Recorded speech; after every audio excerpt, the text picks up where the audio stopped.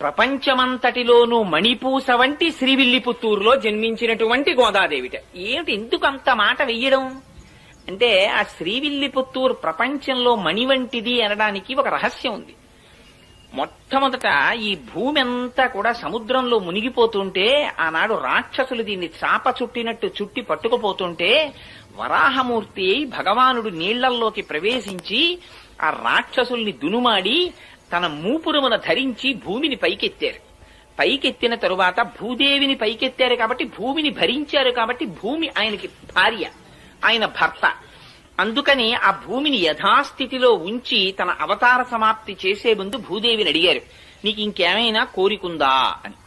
అడిగితే భూదేవి ఆనాడు ఒక కోరిక కోరింది. స్వామి, నువ్వు ఇవాళ ఏ రూపంలో ఉన్నావో అదే రూపంతో నాతో కొంతకాలము పాటు గడపవలసినది అని అడిగింది. తప్పకుండా అలా